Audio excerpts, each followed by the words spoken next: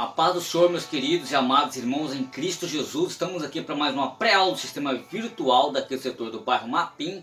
E nós temos aqui como pastor responsável pelo setor, pastor Daniel Vondir, juntamente com a sua digníssima esposa, irmã Lucilene. Temos aqui como superintendente da Escola Bíblica Dominical, o evangelista Valmir, o evangelista Enéia e o presbítero irmão Donizete. Temos aqui as secretárias adjuntas, a irmã Fátima e a irmã Salete Flores. Eu sou o professor Claudine Santos, estarei discorrendo com vocês aqui a lição número 6, comentando com vocês, trazendo subsídios para complementar o conteúdo proposto pelo comentarista. E nós temos aqui como título da lição, o Ministério de Profetas. Muito bem. E nós temos aqui, queridos, o texto áureo que está em 1 Coríntios capítulo 12, versículo 28. E há uns Deus, pois Deus na igreja, primeiramente, apóstolos, em segundo lugar, profetas, e em terceiro, doutores, e depois milagres, e depois dons de curar, socorros, governos e variedades de línguas. E a leitura bíblica em classe, ela está em 1 Coríntios, no capítulo 12, e do versículo 27 ao verso 29. E depois nós vamos aqui estar comentando aqui também dentro do respaldo, Efésios capítulo 4, e do versículo, deixa eu ver aqui, 11 e ao 13. Muito bem. Aqui nós temos, queridos irmãos, quando nós olhamos para todo esse conteúdo importantíssimo, nós vemos aqui entre os dons espirituais, em 1 Coríntios capítulo 12, do versículo 8 ao 11, a Bíblia aponta o dom de profecia como um dos dons importantes, é um dos dons mais importantes do Espírito Santo, como está em 1 Coríntios capítulo 14, verso 1.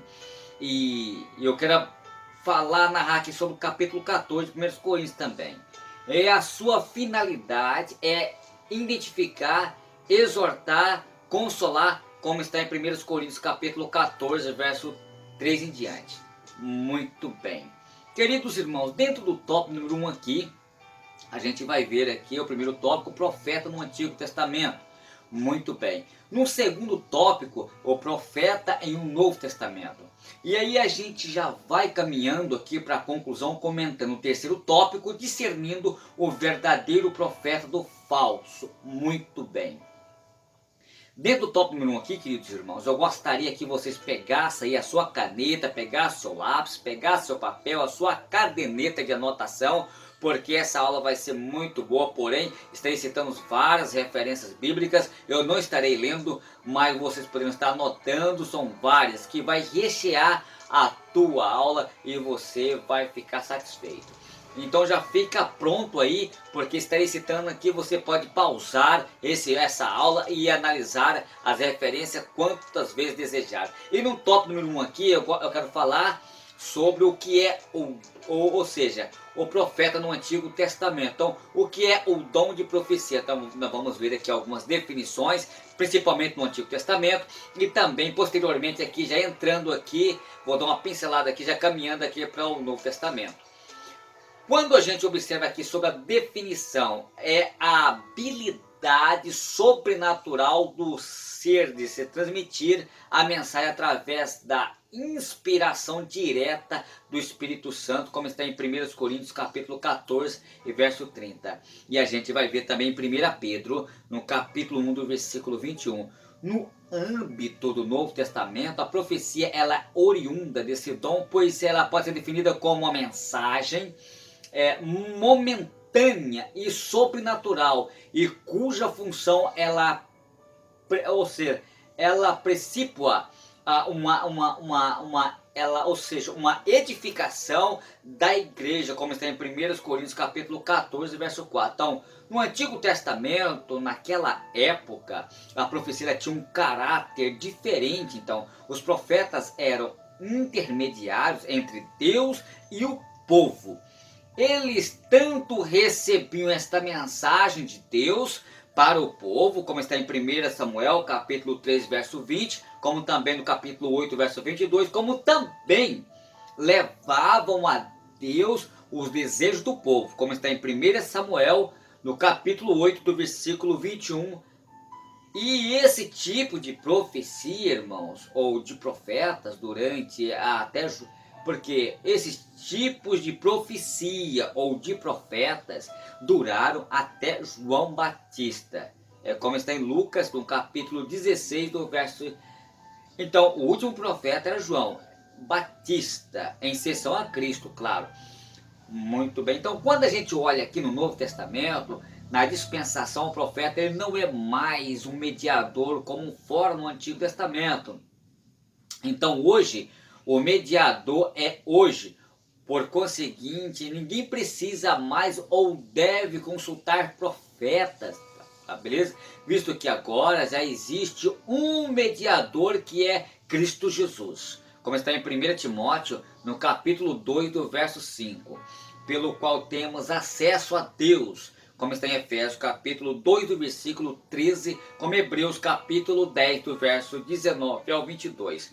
Devemos agora consultar a Deus sem nenhum intermediário, acerca de tudo que precisamos através da sua palavra escrita, como a gente observa aqui em Gálatas, no capítulo 6, do verso 16. Então, sempre em oração, como está em Filipenses, no capítulo 4, do versículo 6. Muito bem. Então, a realidade do dom de profeta. Queridos, já entrando aqui dentro do tópico de número 2, a gente vai observar aqui algumas características importantes na igreja primitiva. Então, o batismo no Espírito Santo, no dia de Pentecostes, como está em Atos capítulo 2, ele propiciou o recebimento dos dons espirituais, aonde o dom de profecia veio a ocupar o importante lugar. Então, como está em 1 Coríntios, capítulo 14, em alguns o receberam logo após o batismo no Espírito Santo, como os crentes de Éfeso, que falavam línguas e profetizavam, como está em Atos capítulo 19, do versículo 6, outros receberam também algum tempo depois, e como as filhas de Filipe, que elas foram profetizas, como está em Atos capítulo 21 e do verso 9. Então, a igreja de Corinto, ela possuía todos os dons espirituais. Grande parte dos seus membros profetizavam, como está em 1 Coríntios capítulo 14, verso 31, razão pela qual Paulo escreveu-lhes indicando normas corretas sobre o uso dos dons de profecia. Beleza? Então, quando Paulo ele exorta o povo em 1 Coríntios capítulo 14, do verso 26 ao 32. Então, muito bem. E nos dias atuais, infelizmente, hoje vemos poucas manifestações desses dons. Talvez a causa esteja em uma das seguintes razões. Primeira, a ignorância. Pouco se fala na igreja, de modo específico, sobre este dom, privando então o povo da bênção, como ocorreu em Éfeso, como está em Atos capítulo 19, do versículo 2. Então, segundo aspecto, substituição. O tempo do culto é tomado por outras coisas supérfluas, ou seja, não havendo liberdade para o Espírito operar, como está em 1 Coríntios capítulo 14, verso 26. Então, o culto ele tem que ser recheado das bênçãos de Deus e manifestações dos dons, saber se haver necessidade, porque o maior profeta é o que ministra a palavra de Deus. Deus só pode usar alguém como dom de profecia para entregar uma mensagem para alguém. Isso pode ser individual, em chamar a pessoa em particular e entregar a profecia, sem problema nenhum. Continuando aqui no terceiro aspecto, formalismo, apostasia espiritual, esfrieza, esfria-se então a chama, a apostasia espiritual, ela esfria a chama do Espírito Santo, como está em 1 Tessalonicenses capítulo 5, versículo 19. No quarto aspecto, receio de que haja meninice na utilização dos dons. Então, a gente vê isso aqui em 1 Coríntios capítulo 14, do verso 22 ao 24. É necessário, pois, irmãos, ensinar os meninos a andarem no caminho certo, como está em Provérbios capítulo 22, do verso 6. Instrui o menino no caminho que deve andar, para quando ele crescer não se desviar dele. Então, logo acabarão eles com as coisas de meninos, e aí eles vão poder amadurecer. Como que as pessoas podem amadurecer? É vindo para a escola dominical, é estudando, é analisando e participando dos cultos de ensino, de doutrinas da igreja, né? Para que eles venham a ter certeza e convicção do que se recebe, do que se fala da parte de Deus através dos ensinamentos. Muito bem. Entrando aqui já no tópico número 2, nós vamos ver aqui, queridos, algumas funções do dom de profeta, em 1 Coríntios capítulo 14, verso 3. A edificação. Então, qual é o objetivo do dom de profeta? Edificação. Então, a igreja, ela é comparada a um edifício ao qual Cristo é o fundamento, como está em 1 Coríntios capítulo 3, do verso 10. Em Efésios capítulo 2, do versículo 22, então os crentes são pedras vivas, como está em 1 Pedro, melhor dizendo, capítulo 2, verso 5, requer-se, pois, que a edificação constante. Nesse sentido, a profecia, ela promove a edificação e também firmeza, a firmeza da nossa fé. Ou seja, a firmeza da nossa fé é Cristo, mas a profecia, ela tem um sentido que promove edificação de firmeza espiritual em alguns aspectos, que traz para edificação, e essa edificação, ela traz fundamentos, firmeza. Muito bem. Segundo aspecto, exortação. Então, a linguagem exortativa visa incentivar o crente a seguir o caminho de Deus, como está em Atos capítulo 11, do versículo 23, e como está em 1 Timóteo capítulo 2, do verso 1, e a gente vê Judas no verso 3. E tem por fim o despertamento, o fortalecimento na fé, como está em Atos capítulo 20, do verso 2. Então, a observância dos ensinos divinos é esse que é fundamental para os dias atuais.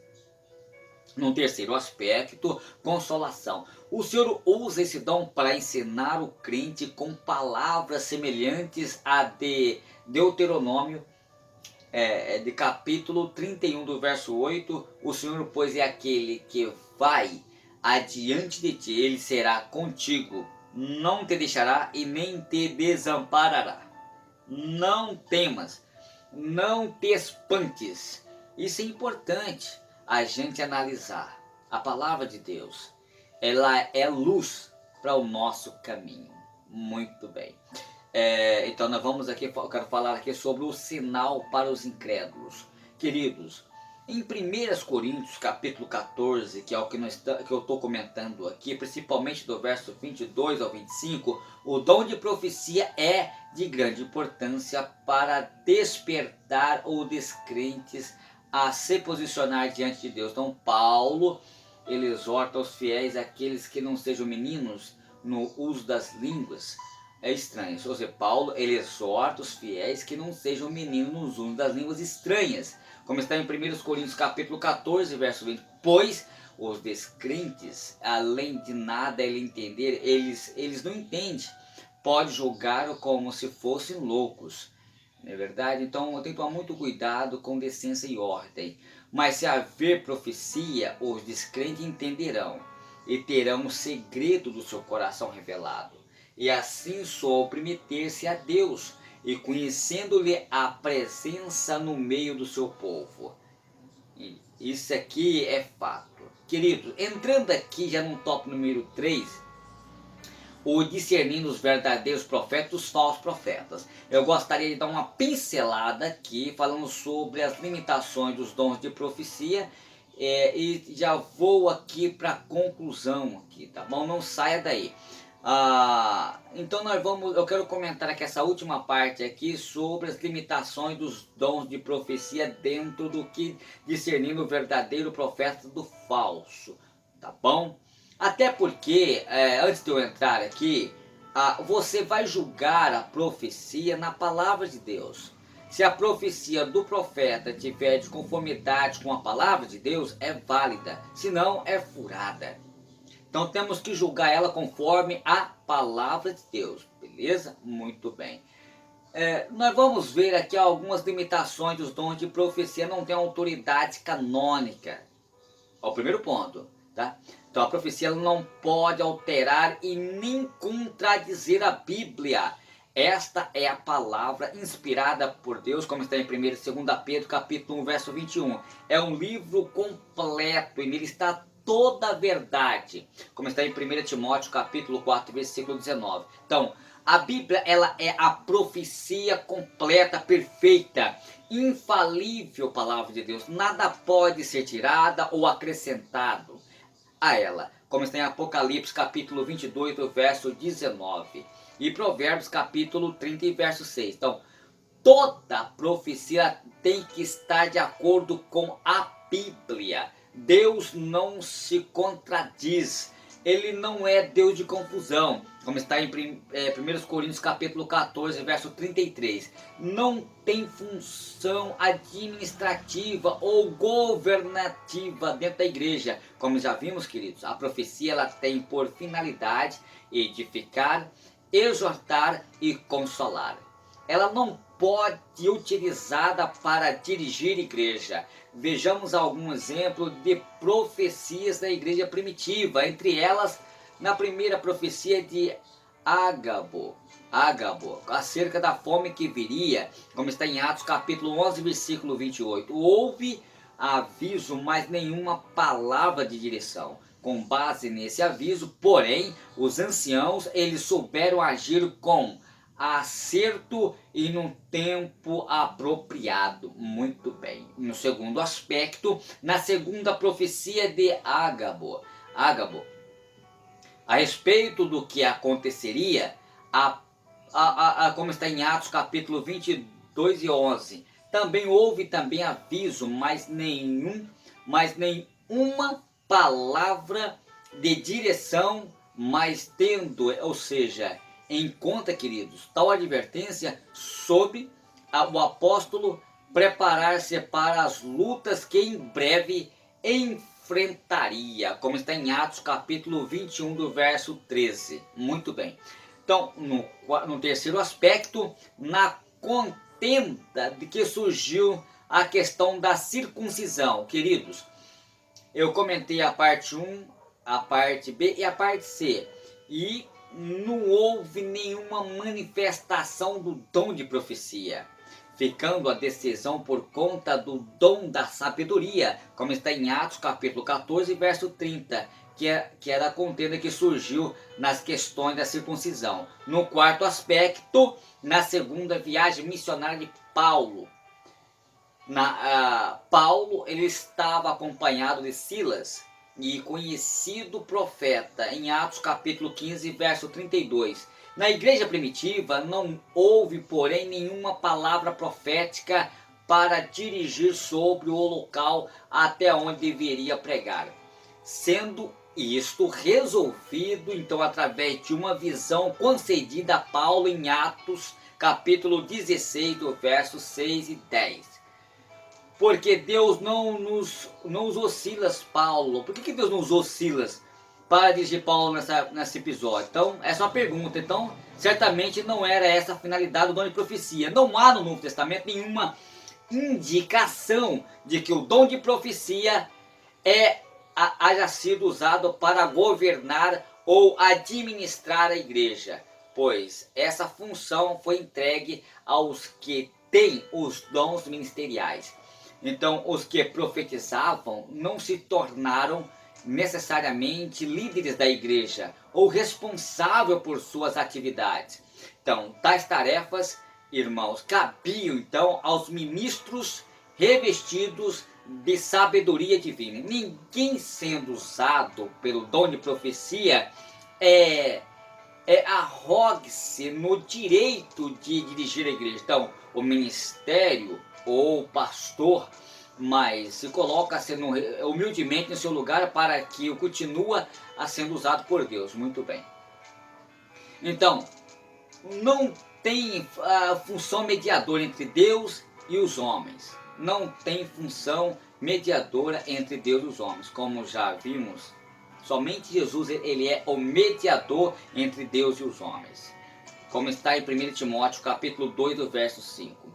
Portanto, há uma prática estranha a Bíblia consultar um profeta, ou pedir profecia sobre um casamento, ou uma viagem, ou um negócio, etc. Então, tal comportamento só traz confusão e tristeza e escândalo ao povo de Deus. Então, o dom de profecia, ela é dado para edificação da igreja e nessa deve ser usado. Então, o seu uso desordenado em pequenos grupos ou nos lares, sem a devida supervisão dos ministros instituído por Cristo, pode gerar várias consequências estranhas. Então, o outro perigo, queridos, é reunir-se ao redor de alguém que tem um dom de profecia, transformando esse alguém numa espécie de Messias que, via de regra, não reconhece a autoridade, nem a igreja e nem o ministério de um pastor. Então muito cuidado, viu? Então, a diferença entre o dom de profecia e o ministério profético. Então, e aqui eu termino, faço a conclusão, queridos. Concluo aqui dizendo sobre a diferença entre o dom de profecia e o ministério profético. Então, são iguais no conteúdo. Então, o testemunho de Jesus, que é o espírito de profecia. Apocalipse, capítulo 19, versículo 10. Na finalidade, a edificação da igreja. Como está em 1 Coríntios, capítulo 14, verso 3. Porém, são diferentes. Primeiro, na concessão. O dom de profecia é concedido a quem o buscar, podendo a maioria dos crentes recebê-lo. Então, o ministério profético está restrito ao ministro, sendo um dos ministros, sendo um dos dons ministeriais. Então, como está em Efésios capítulo 4, versículo 11.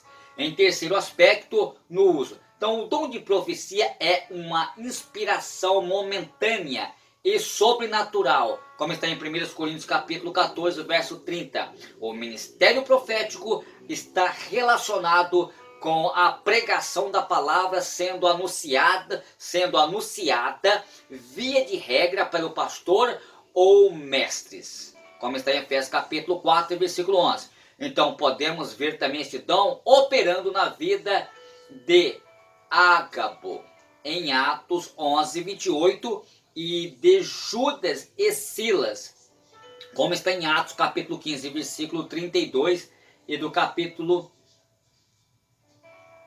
15, verso 32. Então, essa diferença pode também ser vista em Atos, capítulo 21, 8 e 9, onde se diz que Filipe tinha 4 filhas e que profetizavam. Depois, chegou àquela casa um profeta chamado Ágabo, em Atos 20 e 10. Então, elas profetizaram, isto é, tinham o dom de profecia. No entanto, Ágabo era também profeta, era um ministro também da palavra que possuía o dom de profeta, como está em Efésios capítulo 4, versículo 11. Queridos irmãos, essa aqui é uma aula muito resumida e fico com esse resumo dessa aula aqui. Faço a conclusão aqui e que Deus possa abençoar todos vocês e até a próxima aula, se Deus nos permitir.